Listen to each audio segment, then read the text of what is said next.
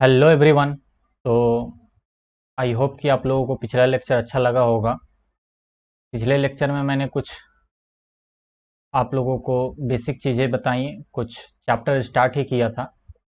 कुछ इक्वेशन और रिएक्शन मैंने लिखे थे जिस पर कई बच्चे थोड़े से कंफ्यूज टाइप हैं। तो मैंने पिछले लेक्चर में भी बताया था कि भाई वो आपको याद करने की ज़रूरत नहीं है। आपको हर एक टाइप का एक एक याद कर लेना है और उसके अलावा कोई प्रॉब्लम की बात नहीं है। ठीक है।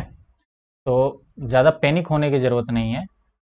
आज हम लोग फिर अगला लेक्चर स्टार्ट कर रहे हैं जिसमें हम लोग बैलेंसिंग करेंगे और कुछ क्वेश्चंस करेंगे।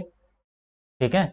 और उसके बाद देखते हैं आगे, अगर टाइम मिलेगा तो उसके आगे भी देख लेंगे या छोटा लेक्चर इसको रखेंगे।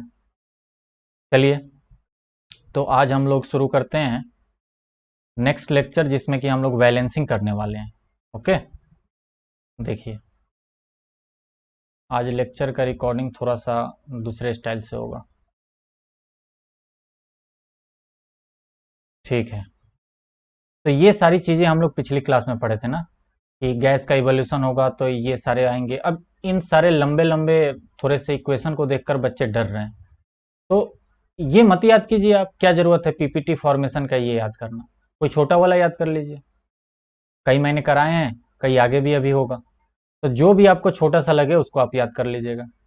कोई जरूरत नहीं है कि आप कोई बहुत लंबा सा ही याद करें। ठीक ना। हाँ, ये सब हो चुका था। चलिए, तो नेक्स्ट लेक्चर हम लोगों का होगा आज, जिसमें कि हम लोग बात करेंगे कि किसी चीज को बैलेंस किससे किया जाता है। ठीक है, किसी भी केमिकल इक्वेशन को बैलेंस कैसे करते हैं। अच्छा, तो केमिकल इक्वेशन क्या होता है हमें मालूम है? मालूम है ना। केमिकल इक्वेशन हम कहते हैं कि अगर कोई भी चीज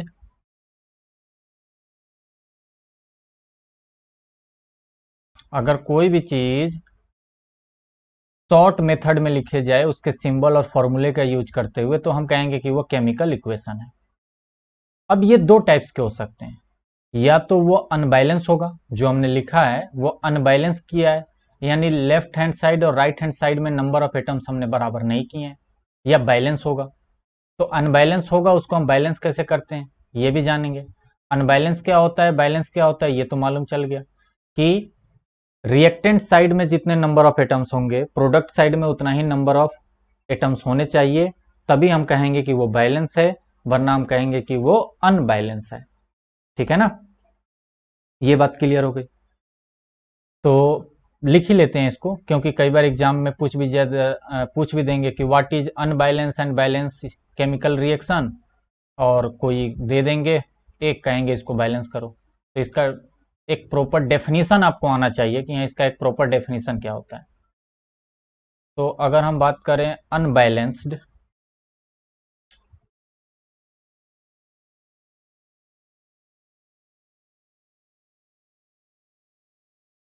अनबैलेंस्ड इसी का एक दूसरा नाम होता है स्केलेटन। स्केलेटन इसलिए नाम रखा गया क्योंकि मान के चलिए ये पूरा तो है नहीं, हमने सिर्फ बैलेंस तो किया नहीं, हमने सिर्फ क्या किया, हमने एक स्केलेटन बना दिया कि हाँ देखो, मैग्नीशियम जो है वो ऑक्सीजन के साथ रिएक्शन करेगा और मैग्नीशियम ऑक्साइड बनाएगा। लेकिन उसके ऊपर मास लगाना, उसके ऊपर स्किन लगाना और सब कुछ करना, उसको एक प्रॉपर तरीके से तैयार करना तभी पॉसिबल होगा जब उसको पूरा बैलेंस करो, उसके पूरे चीज को लिखो कि वो सॉलिड है कि लिक्विड है कि गैस है, टेम्परेचर दे रहे हो कि नहीं, प्रेशर कितना दे रहे हो। ये सब कुछ जब लिख डालेंगे तब हम कहेंगे कि वो बैलेंस है। इसीलिए अनबैलेंस को स्केलेटन भी कहा जाता है, स्केलेटन इक्वेशन या अनबैलेंस इक्वेशन। ठीक ना। और इस इधर हो गया आपका बैलेंस्ड इक्वेशन, ये हो गया आपका बैलेंस्ड इक्वेशन। तो इसको लिख लेते हैं। चलिए लिखिए, क्या लिखें। एक साइड मैं लिख रहा हूं, एक साइड आप लोग खुद से लिख लेंगे। मैं एक साइड लिख रहा हूं। Such an equation, such as equation in which, जिसमें the number of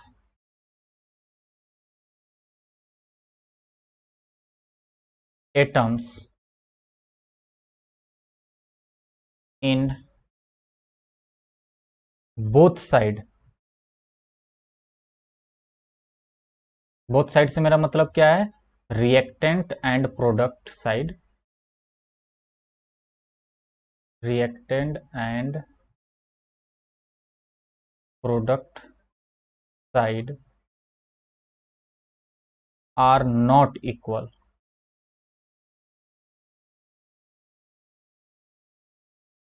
Such an equation in which the number of atoms in both side reactant and product side are not equal। और यहाँ क्या लिख लेंगे कि ऐसे इक्वेशन जिसमें number of atoms both side reactant and product side are equal, बस इतना ही, नॉट की जगह नॉट को हटा देना है और उसके बाद बैलेंस में ये बात लिख लेनी है। ठीक है। अच्छा, नाइन्थ में आपने एक चीज पढ़ी होगी, law of proportion, law of mass, उसके बाद लॉ ऑफ एनर्जी, ऐसी कई सारी चीजें थी। तो वो सारी चीजें यहाँ आप देखेंगे तो वैलिड हो रही है। हमने जितना एनर्जी दिया, यानी जितनी चीजें हमने दी उतनी चीजें हमको मिलनी भी तो चाहिए। रिएक्टेंट में हमने जितना दिया प्रोडक्ट साइड में भी तो उतना मिलना चाहिए भाई। तो वो चीज यहाँ पे वैलिड होती है। ठीक है ना। तो कोई पूछे तो आप ये बता सकते हैं कि हाँ वो सारी चीजें यहाँ वैलिड होती हैं, जितना हम एनर्जी देंगे उतना एनर्जी मिलनी चाहिए। This is the law of energy. वैसे ही यहां पर है कि जितना मास हम रिएक्टेंट में देंगे किसी भी एलिमेंट या मॉलिक्यूल कंपाउंड का, उतना ही हमें फाइनल प्रोडक्ट में भी मिलना चाहिए। इसीलिए जितना एटम इधर होगा उतना ही एटम इधर भी होगा। ओके ना। चलिए, तो ये बात समझ में आ गई। अब कुछ बैलेंस करते हैं, देखते हैं बैलेंसिंग कैसे की जाती है। तो एग्जाम्पल नंबर 1, बैलेंस करना हम लोग सीख रहे हैं। ठीक है, तो मेरे पास कुछ एग्जाम्पल हैं, उसको देखते हैं। चलिए, सबसे पहले तो छोटे से ही शुरुआत करते हैं। जैसे कि H2 क्या था, गैस था एक, और इसकी रिएक्शन हमने करा दी O2 गैस से, तो ये क्या बन जाता है, तो ये बन जाता है H2O लिक्विड। बताइए कैसे करें इसको हम बैलेंस। इसको बैलेंस करने के लिए हम लोग क्या करते हैं, हम ये देखते हैं रिएक्टेंट साइड और प्रोडक्ट साइड हर एक एटम को कि वो इक्वल है कि नहीं। ठीक है, इसमें एक ट्रिक आप याद रखिएगा कि हाइड्रोजन और ऑक्सीजन को हम लोग बाद में देखते हैं और बाकी को हम लोग पहले देखते हैं। हाइड्रोजन और ऑक्सीजन को हम लोग बाद में बैलेंस करते हैं, बाकी चीजों को पहले बैलेंस करते हैं। लेकिन बाई चांस यहां तो हाइड्रोजन और ऑक्सीजन ही सिर्फ हैं, तो पहले तो इन्हीं को बैलेंस करना होगा। तो देखिए क्या करेंगे, हम क्या करेंगे कि पहले हाइड्रोजन को हम यहां देखते हैं, तो हाइड्रोजन दो है, हाइड्रोजन दो है ना, और यहां भी हाइड्रोजन दो है, H2 लिखा है यानी हाइड्रोजन दो है, यहां भी दो है। लेकिन ऑक्सीजन एक है और यहां पर ऑक्सीजन दो है, तो अब यहां पे ऑक्सीजन को दो करना है हमें, तो क्या करें, यहां ऑक्सीजन टू कर दें, काम खत्म हो जाएगा। लेकिन ये गलत तरीका है। मैंने आपको पहले भी बताया था कि जब हम एटम से हम लोग जब फॉर्मूला बना रहे थे तब हम नीचे लिखते हैं, लेकिन बैलेंसिंग के टाइम में हमेशा उस एलिमेंट या कंपाउंड के लेफ्ट हैंड साइड में लिखते हैं। तो टू अगर आपको करना है, ऑक्सीजन टू करना है, तो आपको करना होगा कि यहां टू से आप मल्टीप्लाई कीजिए, यहां आप टू से मल्टीप्लाई कीजिए, तब ये ऑक्सीजन दो माना जाएगा। लेकिन अब इस केस में तो हाइड्रोजन चार हो गए, क्योंकि पहले हाइड्रोजन दो था और टू से और मल्टीप्लाई हमने कर दिया, तब तो हाइड्रोजन चार हो गए। तो ठीक है, हम हाइड्रोजन को भी दो से इधर मल्टीप्लाई कर देंगे, चार हो जाएगा। हाइड्रोजन को भी हम दो से मल्टीप्लाई कर देंगे, चार हो जाएगा। ऑक्सीजन दो है तो ऑक्सीजन दो है, तो ठीक है, अब हमारा काम हो गया, यहां पे ये बैलेंसिंग कंप्लीट हो गई। बात समझ गए ना। तो ऐसे हम लोग बैलेंस करेंगे। आगे देखिए, अभी कुछ और एग्जाम्पल देखते हैं। एग्जाम्पल नंबर 2 देखिए। जैसे कि एक है रिएक्शन, ये CH4 है जो कि मीथेन गैस कहा जाता है। इसकी रिएक्शन हम लोग करा रहे हैं ऑक्सीजन गैस से। तो जब इसकी ऑक्सीजन गैस के साथ रिएक्शन होती है तो ये बनाता है CO2 प्लस H2। चलिए इसको बैलेंस कीजिए, कैसे करें इसको बैलेंस। तो इसको बैलेंस करने के लिए सबसे पहले आप देखिए, हाइड्रोजन और ऑक्सीजन को हम लोग बाद में करते हैं, पहले कार्बन देखिए, तो कार्बन तो सेम रहा, तो चलिए यहां तो कोई दिक्कत ही नहीं। अच्छा, यहां हाइड्रोजन इस साइड में 4 है, यहां तो हाइड्रोजन है ही नहीं, तो टोटल हाइड्रोजन रिएक्टेंट साइड में कितना है? 4। और प्रोडक्ट साइड में टोटल हाइड्रोजन कितना है? सिर्फ 2 ही है। सिर्फ कितना है? 2। तो क्या करें, इसको भी 4 कर दें? लीजिए, इसको हमने 4 कर दिया, इसको हमने क्या कर दिया? 4 कर दिया। अच्छा, तो जैसे ही हमने हाइड्रोजन को 4 किया, ये तो हमारा काम कंप्लीट हो गया। लेकिन अब ऑक्सीजन देखते हैं क्या है। तो ऑक्सीजन रिएक्टेंट साइड में टोटल 2 ही है, यहां तो कोई ऑक्सीजन है ही नहीं, तो टोटल ऑक्सीजन यहां 2 है, सिर्फ ये। और इधर की तरफ ऑक्सीजन देखिए, ये 2 और ये 4, यानी 6 हो गया। टोटल ऑक्सीजन इधर कितना हो गया? 4 और 2 6। तो क्या करें, अब क्या करें? 1 मिनट, ये 2 टाइम्स कीजिए ना, मैं भी यहाँ 4 क्यों लिख दिया? इसको 2 टाइम्स करेंगे तो 2 इंटू 2 4 हो गया, तो हाइड्रोजन 4 हो गया। तो अब ऑक्सीजन यहां पर 2 है और यहां भी ऑक्सीजन 2 है, टोटल ऑक्सीजन कितने हो गए? 4। यहां पे ऑक्सीजन 2 है और यहां पे ऑक्सीजन 2 है, टोटल ऑक्सीजन कितने हो गए? 4। और यहां पे ऑक्सीजन अभी 2 है, तो इसको 2 से मल्टीप्लाई कर देते हैं। तो जैसे ही हमने इसको 2 से मल्टीप्लाई किया, इधर भी ऑक्सीजन टोटल 4 हो गए।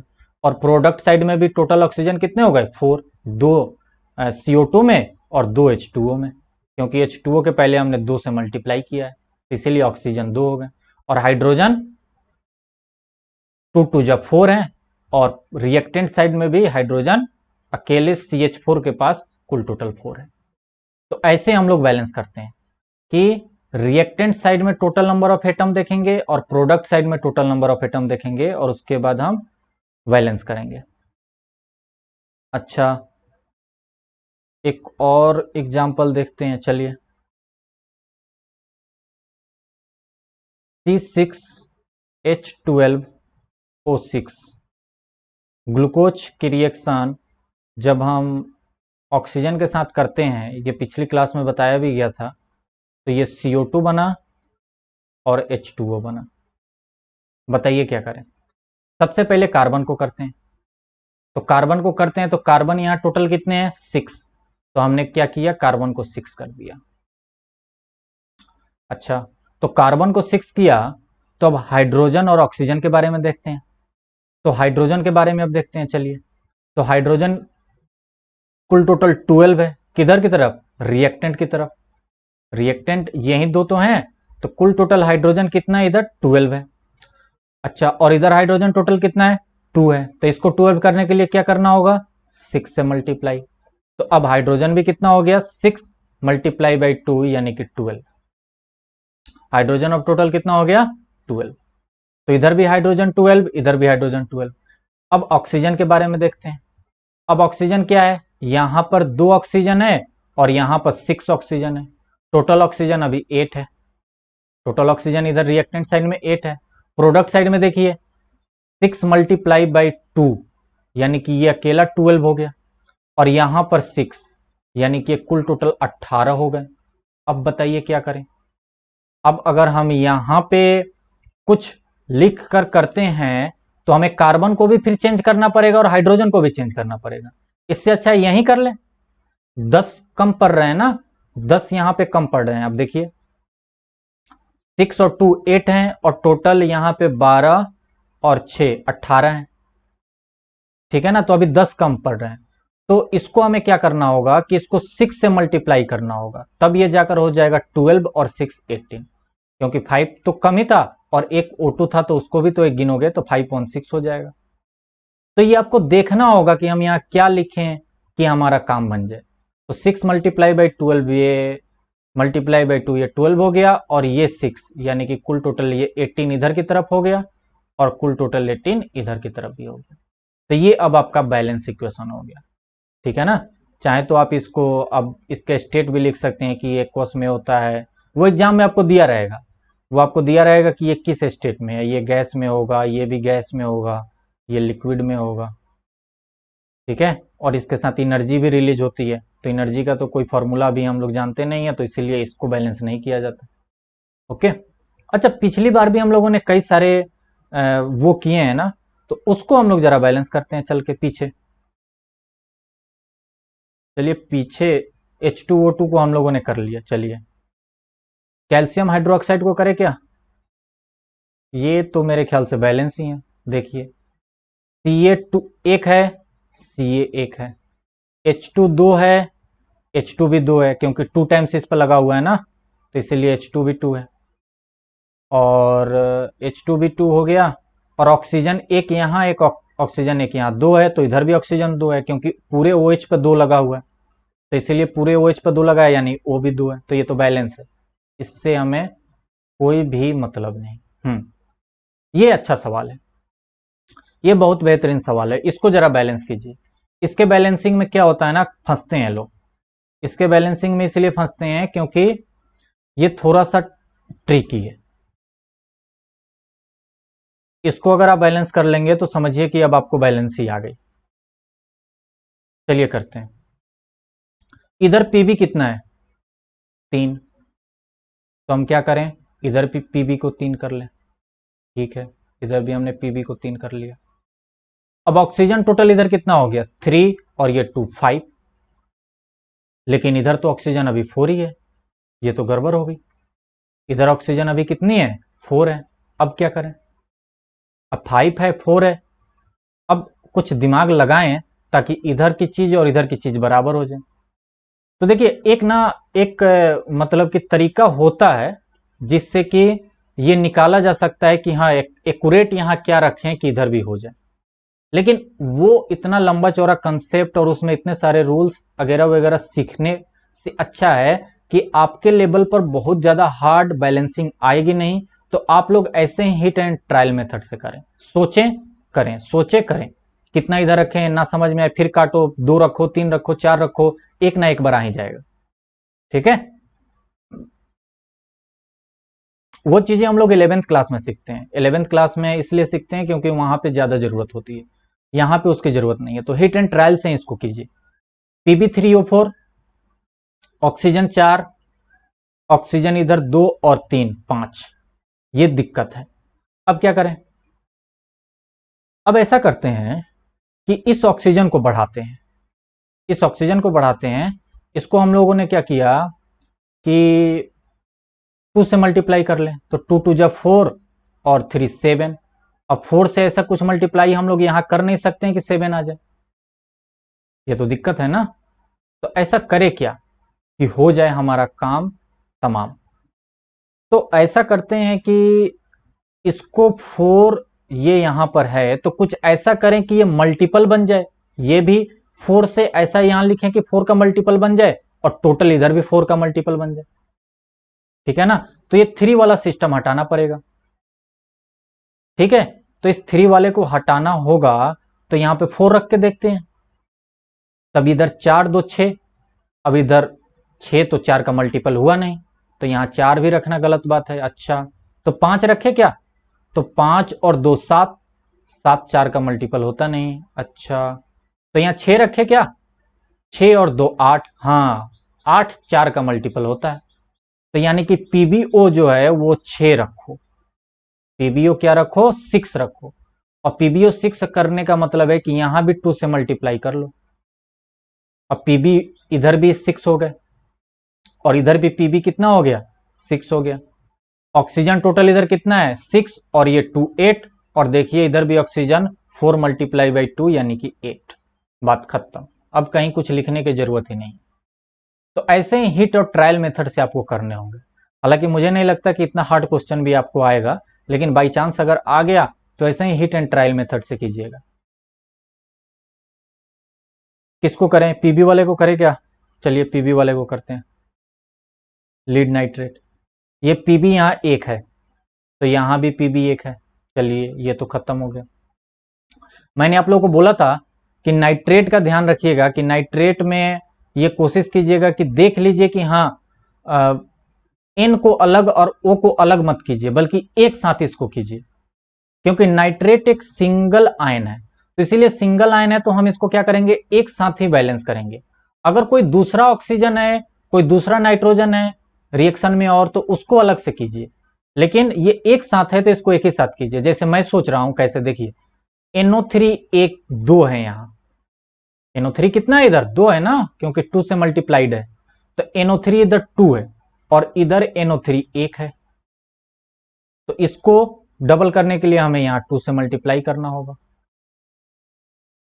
लेकिन अब K भी 2 हो गया, तो K 2 हो गया तो इधर भी K 2 कर देते हैं। लीजिए पोटेशियम को हमने 2 कर दिया। अब आयोडीन 2 हो गया, तो आयोडीन तो यहां 2 है ही, बस ये बैलेंस हो गया। अब अगर आप नाइट्रोजन को अलग करते, ऑक्सीजन को अलग करते, तो आप फंस जाते। तो ये बात ध्यान रखिएगा, अपने रूल में ये बात लिख लीजिएगा कि हमें सल्फेट, सल्फाइड, नाइट्राइड, फॉस्फाइड इन सबको एक ही मानना है और देखना है कि इधर वो कितने हैं और इधर वो कितने हैं, रिएक्टेंट साइड में ये सब कितने हैं और प्रोडक्ट साइड में ये सब कितने हैं, क्योंकि वो अलग नहीं होंगे, वो हमेशा ग्रुप में ही रहेंगे, वो कभी अलग नहीं होंगे। NO3 का ऐसा नहीं होगा कि नाइट्रोजन अलग हो जाएगा, ऑक्सीजन अलग हो जाएगा, ये हमेशा एक साथ रहेंगे। इसको करिए।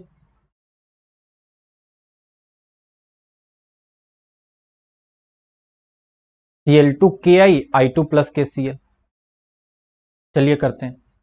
Cl2 कितना है 2, इधर Cl2 1, तो इसको 2 से मल्टीप्लाई कर लिया, तो इधर भी Cl2 हो गए, इधर भी Cl2 हो गया।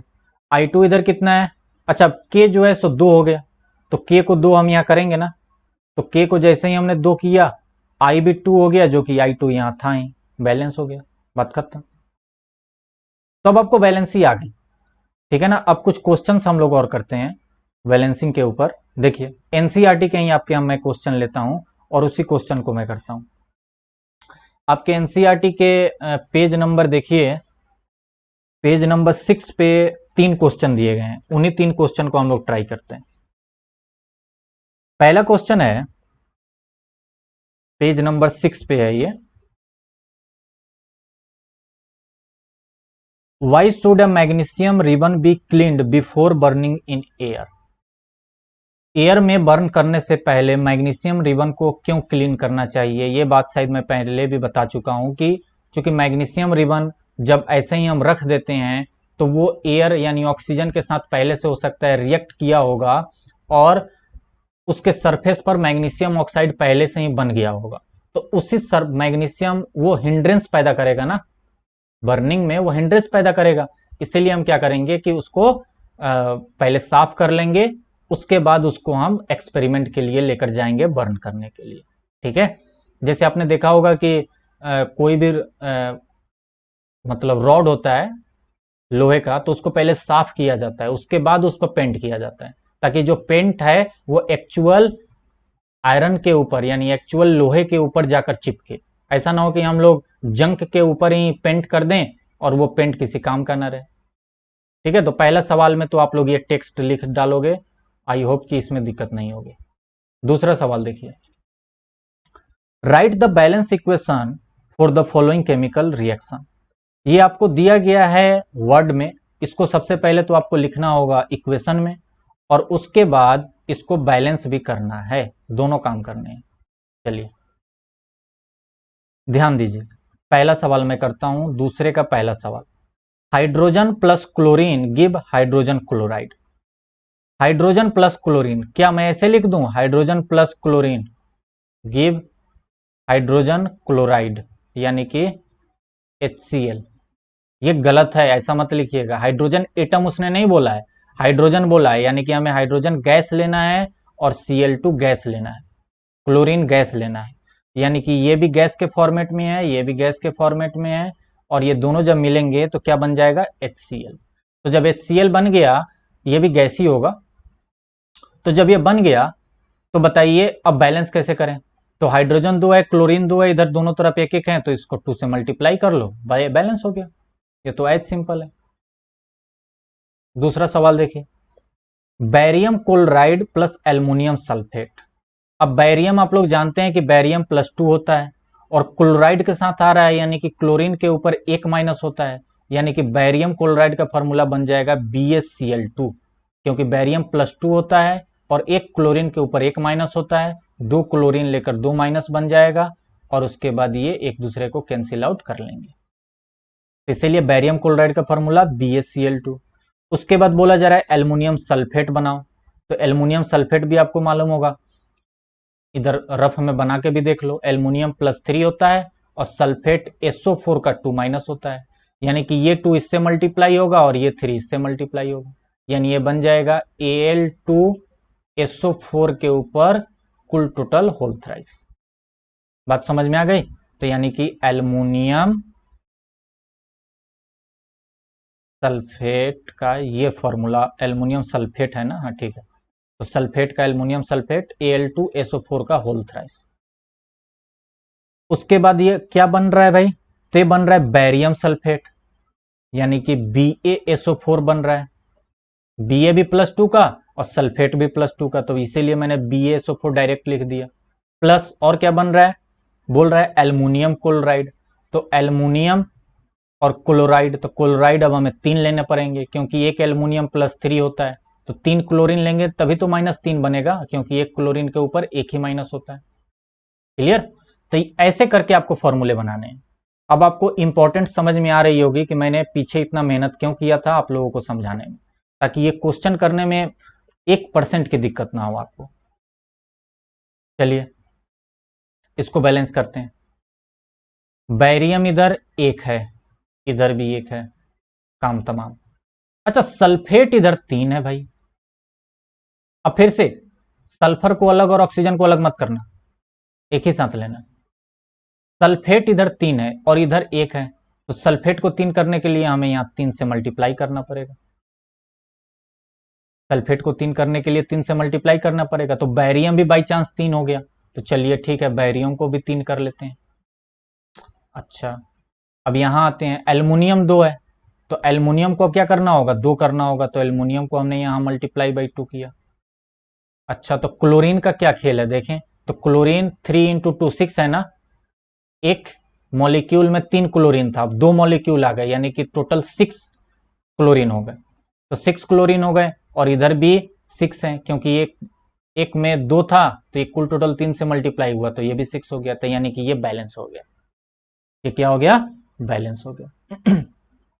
इस रिएक्शन को कैसे पढ़ेंगे ये जरा ध्यान दीजिएगा। इस रिएक्शन को हम पढ़ेंगे when 3 molecule of BaCl2 react with 1 molecule of Al2SO4 का होल थ्राइस, यानी कि मैं अच्छे से पढ़ता हूं सुनिए। When 3 molecule of barium chloride react with 1 molecule of aluminum sulfate, then 3 molecule of barium sulfate and 2 molecule of aluminum chloride are formed। ऐसे पढ़ा जाता है। अगर कोई पूछे कि कितने मॉलिक्यूल रिएक्टेंट साइड हैं और कितने मॉलिक्यूल प्रोडक्ट साइड हैं, तो आप बोलोगे कि 3 1 4 रिएक्टेंट साइड हैं और 3 2 5, यानी कि 5 प्रोडक्ट साइड है। इसको मोल की भाषा में ऐसे भी पढ़ा जाता है कि जब 3 मोल बैरियम क्लोराइड की रिएक्शन होगी 1 मोल एल्युमिनियम सल्फेट के साथ, तो 3 मोल बैरियम सल्फेट बनेगा और 2 मोल एल्युमिनियम क्लोराइड बनेगा। ये आपको आगे पढ़ने को मिलेगा, लेकिन ये मॉलिक्यूल वाली बात जरूर याद रखिएगा। चाहे तो आप लिख लीजिए, वीडियो को पीछा कीजिए, मैंने जो बोला है उसको यहां लिख लीजिए, ठीक है, ये याद रखिएगा। थर्ड क्वेश्चन बोल रहा है कि सोडियम को वाटर के साथ रिएक्ट करो, तो सोडियम क्या होता है? सभी लोग जानते हैं Na होता है। इसको हमने पानी के साथ रिएक्शन किया, ये तो बहुत ही डेंजर रिएक्शन होता है, सभी को मालूम होना चाहिए। सोडियम का पानी के साथ तुरंत रिएक्शन हो जाता है, और सोडियम हाइड्रोक्साइड बनाना है। क्या बनाना है? NaOH बनाना है, क्योंकि OH भी -1 ही होता है, सोडियम +1 होता है और OH भी -1 होता है, तो इसीलिए NaOH बनेगा और हाइड्रोजन बनेगा। तो हाइड्रोजन का मतलब H नहीं बल्कि H2, वो हाइड्रोजन गैस की बात कर रहा है। चलिए इसको बैलेंस करें, बैलेंस कीजिए। सोडियम 1 है, सोडियम 1 है, कोई दिक्कत नहीं। हाइड्रोजन 2 है, हाइड्रोजन तो इधर 3 होगा, अब क्या करें? अच्छा OH तो एक मॉलिक्यूल का पार्ट है, लेकिन इधर की तरफ तो कोई OH नहीं है ना, तो अब हाइड्रोजन और ऑक्सीजन को अलग अलग कंपेयर करो, क्योंकि OH इधर नहीं है और इधर है, तो इसलिए हाइड्रोजन को अलग और ऑक्सीजन को अलग मानना। ठीक है, तो हाइड्रोजन में दिक्कत आ रही है तो ऑक्सीजन को कंपेयर करते हैं, ऑक्सीजन 1 है, ऑक्सीजन 1 है, ये तो कंफर्म है, लेकिन हाइड्रोजन इधर 2 है और इधर हाइड्रोजन 1 और 2 3 है। अब क्या करें? ये एनसीईआरटी वाले भी देखिए आपको फंसा दिए। क्या करेंगे आप? क्या करें? करना ये होगा कि हमको इस ऑड नंबर से बाहर आना होगा, ठीक है ना? तो ऑड नंबर से बाहर आने के लिए हमको इसको या इसको किसी को 2 से मल्टीप्लाई करना होगा। तो इसको करेंगे तो कोई फर्क तो पड़ने वाला नहीं, तो इसी को 2 से मल्टीप्लाई करते हैं। तो हम ऑड नंबर से बाहर आ गए, अब इवन में आ गए, ठीक है ना? क्योंकि इधर हाइड्रोजन हमेशा इवन ही आएगा, 2 आएगा, 4 आएगा, 6 आएगा, 8 आएगा, क्योंकि यहीं पर हाइड्रोजन है। यहीं पर हम 2 3 4 5 6 लिखते जाएंगे और हाइड्रोजन हमेशा इवन आता रहेगा। तो इसीलिए हमें इधर भी हाइड्रोजन को इवन टाइप बनाना होगा। तब हाइड्रोजन टोटल कितने हो गए? 2 हाइड्रोजन यहाँ और 2 हाइड्रोजन यहाँ, टोटल 4 हाइड्रोजन हो गए ना? तो 4 हाइड्रोजन करने के लिए 2 से यहाँ मल्टीप्लाई कर लो। और सोडियम चूंकि इधर 2 है तो इधर भी सोडियम 2 कर लो। ऑक्सीजन ऑटोमेटिकली देखिए ये 2 ऑक्सीजन यहाँ था, 2 ऑक्सीजन यहाँ पर भी हो गए। तो ये आपका रिएक्शन कंप्लीट हो गया।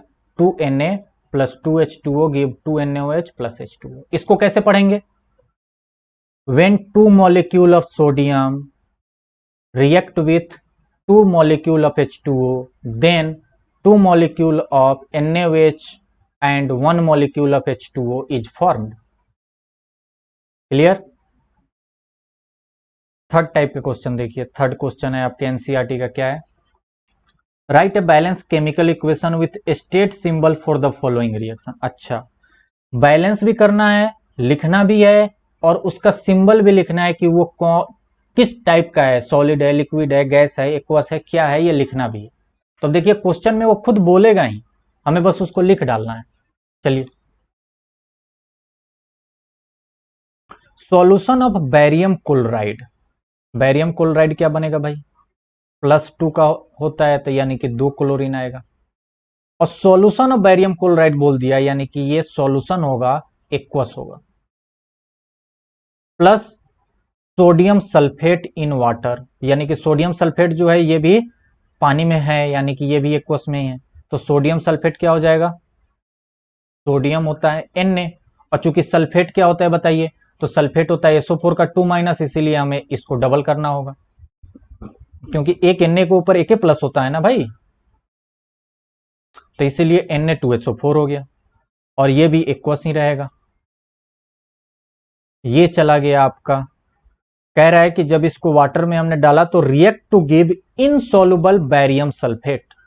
इसने बैरियम सल्फेट दिया, Ba+2 और सल्फेट भी -2, यानी कि BaSO4 ही होगा। और इनसॉल्युबल बोल के इसने बता दिया कि ये पीपीटी बन रहा है, यानी कि ये सॉलिड में आ रहा है। ये किस में आ रहा है? ये सॉलिड आ रहा है, यानी कि इसको ऐसे नीचे तीर दिखाओ और इसको नीचे बैठाओ और बोलो कि ये पीपीटी है, ये सॉलिड है, क्योंकि उसने बोल दिया ये इनसॉल्युबल है। तो इनसॉल्युबल का मतलब क्या होता है? वो पीपीटी बन रहा है, सॉलिड फॉर्मेट में आ रहा है। And solution of sodium chloride, यानी कि जो अब सोडियम क्लोराइड बन रहा है, NaCl जो बन रहा है, वो सॉल्यूशन है, और ये चीज बन गई। इसको बैलेंस करते हैं। बैरियम 1 बैरियम 1, क्लोरीन 2 क्लोरीन 1, तो क्लोरीन को 2 कर लो, क्लोरीन 2, तो सोडियम 2 हो गया, तो सोडियम 2 है ही, सल्फेट इधर 1 है तो सल्फेट इधर भी 1 है, बस बात खत्म, बैलेंस है केमिकल ये, ठीक है ना? तो ये बात आपको समझ में आई कि नहीं? ये रिएक्शन कैसे हुआ होगा मैं आपको समझाता हूं। एक बीकर होगा, बीकर में हमने क्या किया होगा? एक बीकर होगा जिसमें कि बैरियम क्लोराइड का सॉल्यूशन रखा होगा, एक बीकर होगा जिसमें कि सोडियम सल्फेट का सॉल्यूशन रखा होगा। इन दोनों को हमने, और सोडियम सल्फेट पानी में होगा, मतलब वो भी सॉल्यूशन होगा। इन दोनों को हमने मिलाया, इन दोनों का हमने रिएक्शन कराया। रिएक्शन कराने के बाद क्या हुआ होगा कि उसमें कुछ रिएक्शन हुए होंगे, और नीचे कुछ बैठने लगा होगा, नीचे सॉलिड के फॉर्म में कुछ नीचे आने लगा होगा। तो जो नीचे सॉलिड के फॉर्म में बैठने लगा होगा वो बैरियम सल्फेट होगा, और जो रिएक्शन में मिल गया होगा वो होगा आपका सोडियम क्लोराइड, ठीक है? यानी कि जब ये रिएक्शन करने गया होगा तो बैरियम अलग टूटा होगा Ba+2 में, क्लोरीन अपना अलग टूटा होगा, ठीक है? और यहां से सोडियम भी अपना अलग टूट गया होगा, और ये सल्फेट भी अपना अलग टूट गया होगा। ये दो होंगे, ये भी दो होगा, ये एक होगा, ये एक होगा। उसके बाद क्या होगा, ये सब आपस में घूम रहे हैं, पहले साथ साथ थे, एक दोस्ती यारी थी, एक दूसरे के बिना जी नहीं सकते, ये भी एक दूसरे के बिना जी नहीं सकते।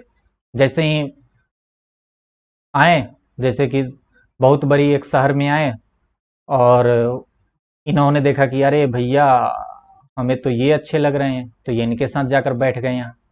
और इन्होंने सोचा कि ये हमें अच्छे लग रहे हैं, तो ये इनके साथ जाकर बैठ गए यहाँ। बात समझ गए ना? ये एक्सचेंज ऑफर हो रहा है यहाँ पे, एक दूसरे के साथ एक्सचेंज कर लिया इन्होंने।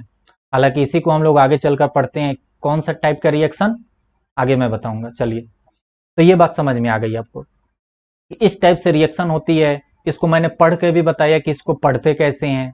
मैंने आपको ये भी समझा दिया कि इसके अंदर हुआ कैसे होगा। ये सब पहले टूटे होंगे अपने अपने आयन में, और उसके बाद जिसके साथ इसको कंबाइन करना है उसके साथ कंबाइन करके प्रोडक्ट बनाए होंगे। ठीक है ना? ओके भाई, चलिए आगे चलते हैं, दूसरा सवाल देखते हैं। दूसरा सवाल क्या है, देखिए।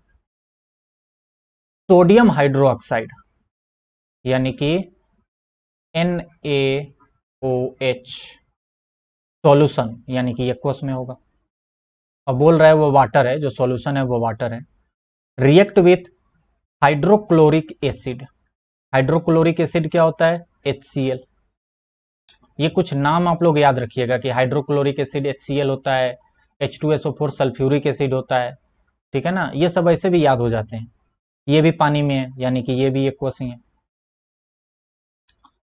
और ये प्रोड्यूस कर रहे हैं सोडियम क्लोराइड NaCl और वाटर यानी H2O। और बोल रहा है कि प्रोड्यूस सोडियम क्लोराइड सॉल्यूशन, यानी कि एक्वस है ये भी। एंड वाटर, तो वाटर तो लिक्विड होता ही है, ये तो हम लोग भी जानते हैं। तो ये हमने लिख दिया। इसको बैलेंस कर ले क्या, सोडियम एक है इधर, तो सोडियम एक है इधर भी। OH को अभी छोड़ते हैं क्योंकि इधर OH वाला टर्म है ही नहीं, तो बाद में करते हैं। क्लोरीन एक है, क्लोरीन एक है। अब देखो, हाइड्रोजन एक यहाँ है, एक हाइड्रोजन यहाँ है, टोटल हाइड्रोजन दो है, तो टोटल हाइड्रोजन इधर भी दो है। एक ऑक्सीजन है, इधर भी एक ऑक्सीजन है। ठीक है, ये तो अपने आप ही बैलेंस है। इसमें भी क्या हुआ होगा, अगर रिएक्शन की डिटेल में हम जाने तो हुआ क्या होगा। इसमें भी यही हुआ होगा कि जब ये दोनों आपस में मिले होंगे, एक बीकर में NOH होगा, एक बीकर में HCl होगा, दोनों को हमने मिलाया होगा। तो जैसे ही हमने मिलाया होगा, तो ये सब पहले अपने अपने आयन में टूट जाएंगे। Na अलग, Na प्लस अलग हो जाएगा, OH माइनस अलग हो जाएगा, H प्लस अलग हो जाएगा, Cl माइनस एक अलग हो जाएगा। और उसके बाद क्या होगा, Na प्लस जो है वो Cl के साथ कॉम्बिनेशन बना लेगा, और OH H के साथ मिलकर H2O बन जाएगा, और ये NaCl यहाँ बन जाएगा। हर जगह एक्सचेंज ऑफर आप देख रहे हैं, जमाना ही ऐसा है।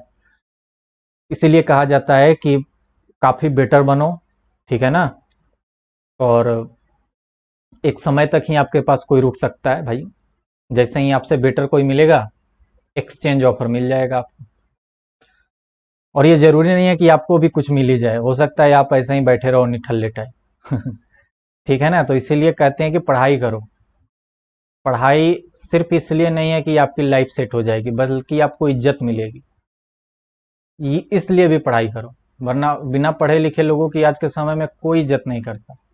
सबसे पहले आप देखते ही होंगे, सबसे पहले पूछा जाता है आप करते क्या हैं, आप कमाते क्या हैं, कहाँ काम करते हैं, कितना कमाते हैं। ये सारे क्वेश्चन सबसे पहले पूछे जाते हैं, और उसी से आपको जज किया जाता है। आप जितना अच्छा कमाते हैं ना, उसी से आपको जज किया जाता है। ये बात सही है कि अच्छे लोगों की कदर होती है। आई एम श्योर कि हाँ, कोई नहीं कमाता है अच्छा, कोई नहीं पढ़ा लिखा है, लेकिन तब भी एक बेहतरीन आदमी है, तो उसकी कदर होगी।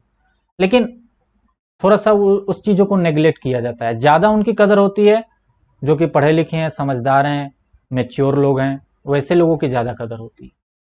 बात समझ गए ना? तो इसीलिए लाइफ में अपना जो गोल बनाए हैं ना, अब आपके पास समय नहीं है। ये 10th का आपके पास समय अब निकला जा रहा है, उसके बाद 11th और 12th तो ऐसे निकल जाएगा ना कि आपको मालूम भी नहीं चलेंगे कि कैसे निकला ये। और उसके बाद तो मतलब लाइफ में इतनी रेस हो जाती है ना कि क्या बताया जाए। तो लाइफ की चेंजिंग ईयर यही है। अपने आप पर थोड़ा कंट्रोल करिए, अपने आप को थोड़ा मोटिवेट रखिए, और पढ़ाई कीजिए, सिर्फ पढ़ाई कीजिए। अपने आप को थोड़ा सा रिफ्रेश करने के लिए कुछ काम कर लिए तो कर लें, वरना मेजर टाइम और मेजर ध्यान अपना पढ़ाई पर दीजिए। डिस्ट्रैक्ट मत होइएगा कि खेल कूद में डिस्ट्रैक्ट हो गए और किसी गेम की लत लग गई है, किसी सास बहू वाली सीरीज की लत लग गई है, या नेटफ्लिक्स की किसी वेब सीरीज की लत लग गई है, क्रिकेट की लत लग गई है, या आज के समय में ये गर्लफ्रेंड बॉयफ्रेंड वाले भी लत लग जाते हैं लोगों को। ये सब कुछ से प्लीज बहुत बच के रहिएगा, ठीक है ना। और इन सारे लतों में ये लत सबसे ज्यादा खराब है, इसीलिए मैंने अभी लिखा इसको, सबसे ज्यादा खराब है ये लत। मोबाइल का किसी को लत होगा, मोबाइल छीन लिया जाएगा, वो ठीक है। ये लत लग गई ना, तो मतलब छीन भी लोगे ना, तो वो कहते हैं ना दिल में बसा हो जो, तो वो दिल में बसे वाले लोगों को फिर वो निकालना बहुत मुश्किल काम होता है। तो इसीलिए अभी किसी को दिल में बसने मत ही दीजिए, और सिर्फ पढ़ाई कीजिए और कुछ नहीं। इसके अलावा कोई लत मत रखिए, ठीक है ना। कुछ भी लत मत रखिएगा, कुछ भी ऐसा मत कीजिएगा जिससे कि आपका माइंड डिस्ट्रैक्ट हो। चलिए भाई, बहुत सारी बातें हो गई, अब हम लोग क्लास एंड करते हैं यहाँ पे। नेक्स्ट लेक्चर हम लोग पढ़ेंगे टाइप्स ऑफ केमिकल रिएक्शन, और जो 4-5 टाइप्स होते हैं उनको खूब डिटेल में हम लोग डिस्कस करेंगे। एक एक टाइप पढ़ाने में मुझे 15-20 मिनट लगेगा, क्योंकि मैं पूरा डिटेल में डिस्कस करूंगा। अच्छे से उसको पढ़ेंगे, अच्छे से समझेंगे, और उसके बाद फिर चैप्टर एंडिंग होगा ये, ठीक है ना। चलिए फिर नेक्स्ट लेक्चर में मिलते हैं। आप लोग वीडियो को सब्सक्राइब कीजिए, लाइक कीजिए, और अपने दोस्तों में शेयर कीजिए। जो भी डाउट हो, व्हाट्सएप नंबर आपके पास है 9798923012, वेरी इजी नंबर, उस पर हमें मैसेज कीजिए। जब भी डाउट क्लास होगी मैं आपको वहां पे बुला लूंगा, आप डाउट अटेंड कीजिए, ठीक है। और पढ़ाई करते रहिए। जो भी दिक्कत हो, अगर आपको लगे कि मैं आपके एक बड़े भाई की तरह आपकी मदद कर सकता हूं इस प्रॉब्लम में, खुलकर मुझसे बात कीजिए, अपनी प्रॉब्लम शेयर कीजिए। कोई पर्सनल टाइप प्रॉब्लम हो जो आपको परेशान कर रही हो, आपको पढ़ने में बाधित कर रही हो, ये नहीं कि अपनी घर की प्रॉब्लम मुझे बता रहे हो, ऐसी प्रॉब्लम जो आपको पढ़ने में बाधित कर रही हो, उस टाइप की चीज भी आप मुझसे शेयर कीजिए। बिल्कुल, मैं उसका जहां तक हो पाएगा वहां तक आपको समझाने की कोशिश करता रहूंगा, ठीक है ना। चलिए बाय, मिलते हैं नेक्स्ट लेक्चर में, तब तक के लिए जय हिंद।